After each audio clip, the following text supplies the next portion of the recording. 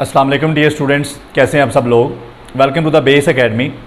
बच्चों, आज हम फिज़िक्स का chapter number 8 first year physics और टॉपिक जो हम डिस्कस करने जा रहे हैं वो है speed of sound in air. बड़ा ही इंपॉर्टेंट टॉपिक है लॉन्ग क्वेश्चन के हवाले से। तो इस लॉन्ग क्वेश्चन के बच्चों दो हिस्से हैं, एक न्यूटन्स फार्मूला के तहत होता है और एक उसमें फिर लैप्लास करेक्शन होती है। तो अभी हम जो डिस्कस करने जा रहे हैं ये न्यूटन फार्मूला के अकॉर्डिंग इसको डिस्कस करने जा रहे हैं। तो बच्चों, स्पीड ऑफ साउंड किसी भी मीडियम के अंदर, यानी कि चाहे वो सॉलिड है, चाहे वो लिक्विड है, चाहे वो गैस है, बच्चों किसी भी मीडियम के अंदर जो स्पीड ऑफ साउंड है वो उस मीडियम की दो प्रॉपर्टीज़ के ऊपर डिपेंड करती है। एक डिपेंड करती है उस मीडियम की इलास्टिक प्रॉपर्टीज़ के ऊपर और दूसरा डिपेंड करती है उस मीडियम की इनर्शियल प्रॉपर्टीज़ के ऊपर। बच्चों, इलास्टिक प्रॉपर्टी से क्या मुराद है? इलास्टिक प्रॉपर्टी से मुराद है, जैसे हमने पढ़ा, हमारा जो मॉडुलस ऑफ इलास्टिसिटी होता है, हमारा जो मॉडुलस ऑफ इलास्टिसिटी होता है जिसे हम स्ट्रेस ओवर स्ट्रेन भी कहते हैं, ठीक है जी। और इसको हम ई से रिप्रेजेंट करते हैं। हमारे पास तीन तरह के मॉडुलस ऑफ इलास्टिसिटी होते हैं, यंग्स मॉडुलस, शीयर मॉडुलस और बल्क मॉडुलस, ठीक है। तो बच्चों, इलास्टिक प्रॉपर्टी से मुराद उस मीडियम का मॉडुलस ऑफ इलास्टिसिटी है। आप ये उससे मुराद ले सकते हैं क्योंकि मॉडुलस ऑफ इलास्टिसिटी के अंदर जितनी भी इलास्टिक प्रॉपर्टीज़ हैं वो सारी आ जाती हैं। उसके बाद अगर हम बात करें इनर्शियल प्रॉपर्टीज़ की, तो इनर्शियल प्रॉपर्टी से क्या मुराद है? बच्चों, किसी भी मीडियम का जो मैस डेंसिटी होती है उसे हम कहते हैं उसकी इनर्शियल प्रॉपर्टीज़, यानी कि मैस डेंसिटी से मुराद कि उसका जो मैस है, mess per unit volume.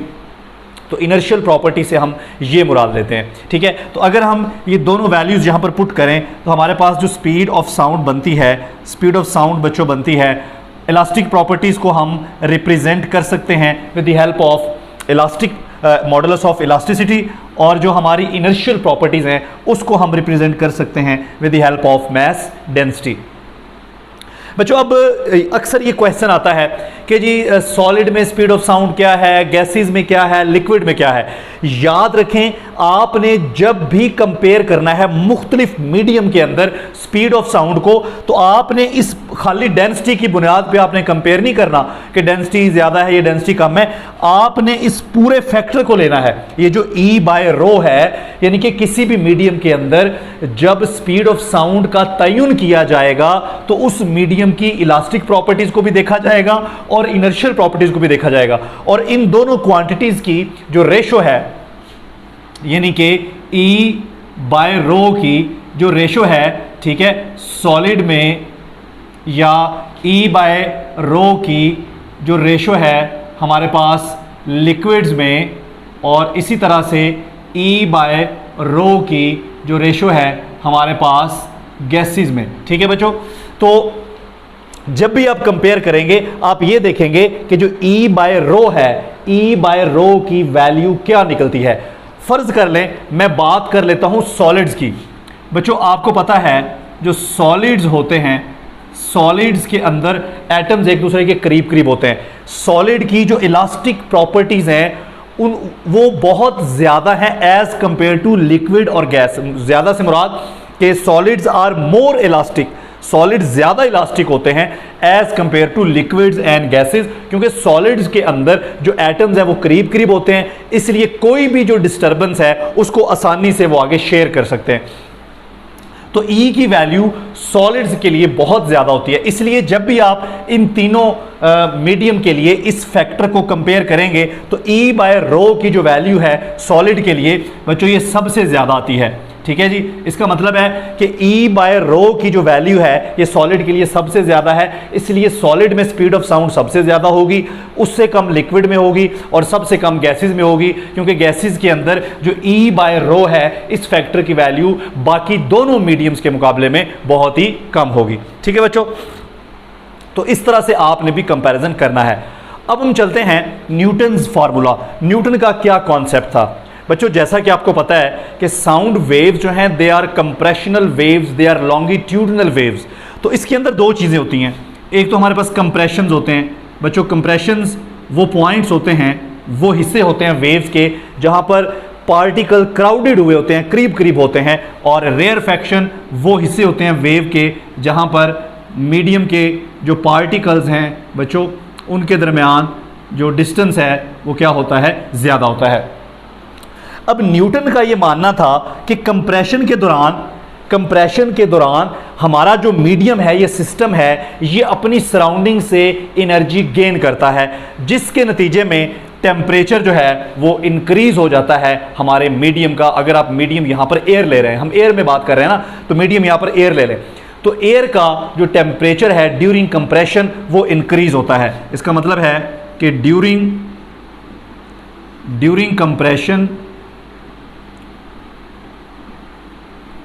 Temperature increase. अच्छा, उसके बाद हमारे पास आ गया रेयरफैक्शन। न्यूटन का यह मानना था कि ड्यूरिंग रेयरफैक्शन जो एनर्जी है वो हमारे मीडियम से उसकी सराउंडिंग में चली जाती है, ठीक है, हमारे सिस्टम से, जहां से वेव गुजर रही है हमारे सिस्टम से सराउंडिंग में चली जाती है। नतीजा क्या होता है, टेम्परेचर डिक्रीज हो जाता है। So during rarefactions temperature decreases.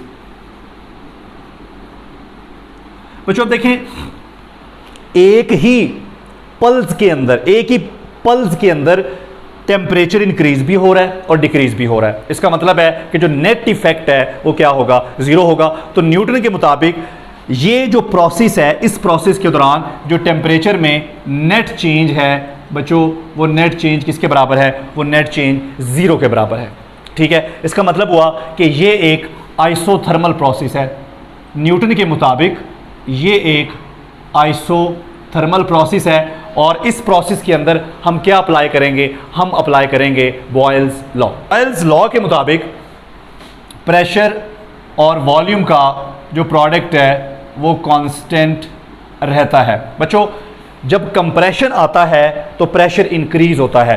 अब प्रेशर कितना इंक्रीज होता है, प्रेशर इंक्रीज होके P प्लस डेल P हो जाता है, और जाहिर बात है प्रेशर इंक्रीज करेंगे तो वॉल्यूम डिक्रीज होगा, तो वॉल्यूम डिक्रीज होके V माइनस डेल V हो जाएगा, ठीक है बच्चों। अब सिंप्लीफाई करना है आपने, बस मल्टीप्लाई करना है। तो बच्चों ये हमारे पास PV है और इसको मल्टीप्लाई करें PV, इसी तरह से माइनस P डेल V और plus V del P plus minus del P और डेल V। बच्चों डेल P और del V, small change in pressure, small change in volume, ये दोनों स्मॉल क्वांटिटीज़ हैं। जब दो स्मॉल क्वांटिटीज़ को मल्टीप्लाई किया जाता है तो आंसर फर्दर स्मॉल हो जाता है। लिहाजा इस टर्म को यहाँ से क्या किया जा सकता है, इसको इग्नोर किया जा सकता है, इसको हम ज़ीरो कर सकते हैं। इसी तरह से बच्चों ये PV और PV क्या हो जाएगा, कैंसल। हमारे पास यहाँ बचेगा 0 is equal to minus P del V plus V del P। इस टर्म को इधर ले आए, ये बन जाएगा P del V is equal to V del P। बच्चों P को यहाँ पे रहने दें, ठीक है जी, ये हमारे पास आ गया V डेल P। ये डेल V मल्टीप्लाई हो रहा है बच्चों, इधर जाके क्या हो जाएगा, डिवाइड हो जाएगा। अब यहाँ पर एक काम हम खुद से कर सकते हैं, ठीक है जी, यहाँ पर हम V से डिवाइड कर देते हैं और V से ही, वॉल्यूम से ही मल्टीप्लाई कर देते हैं। तो बच्चों ये फैक्टर क्या हो जाएगा, कैंसल। तो हमारे पास बचेगा P is equal to del P divided by del V over V। बच्चों ये जो डेल P है ये यहाँ पर काम कर रहा है एज अ स्ट्रेस, और उसके वजह से जो स्ट्रेन आ रहा है वो नीचे आपके आप देख लें, प्रेशर क्या है हमारा, यहाँ पे स्ट्रेस है, उसके नतीजे में जो स्ट्रेन आ रहा है वो वॉल्यूम में आ रहा है। तो ये स्ट्रेस ओवर स्ट्रेन, बच्चों ये क्या बन गया, ये बन गया मॉडुलस ऑफ इलास्टिसिटी। ये क्या है, ये ऊपर स्ट्रेस है और नीचे स्ट्रेन है, तो स्ट्रेस ओवर स्ट्रेन क्या होता है, मॉडुलस ऑफ इलास्टिसिटी। तो ये हमारा किसके बराबर है, ये हमारा E के बराबर है। तो बच्चों अब ज़रा वापस आ जाएं शुरू में, स्टार्ट में, यहाँ पर देखें स्पीड ऑफ साउंड जो है ये modulus of elasticity over density के बराबर है। तो बच्चों यहाँ पर हम वैल्यूज़ पुट कर सकते हैं और इसको सिंप्लीफाई हम कर सकते हैं। तो ये देखें जी, हमारा जो V है, V speed of sound is equal to under root, ये बच्चों इलास्टिक प्रॉपर्टीज़, और ये E हमारा किसके बराबर आया है, P के बराबर आया है, प्रेशर, और डिवाइडेड बाय डेंसिटी। बच्चों ये हमारा एटमॉस्फेरिक प्रेशर है STP के ऊपर, स्टैंडर्ड टेम्परेचर प्रेशर के ऊपर। इसकी वैल्यू और डेंसिटी की वैल्यू आप एयर के लिए पुट करें तो हमारे पास जो स्पीड ऑफ साउंड आती है वो आती है 280 मीटर पर सेकंड। ये किससे आई है? ये स्पीड हमारे पास आई है बच्चों न्यूटन अजम्पशन से, न्यूटन के फार्मूले से। लेकिन इसमें प्रॉब्लम क्या है? प्रॉब्लम ये है कि जो एक्सपेरिमेंटल वैल्यू है हमारे पास speed of sound standard temperature pressure के ऊपर, हवा के अंदर, एयर के अंदर, वो वैल्यू है बच्चों 332 मीटर पर सेकंड।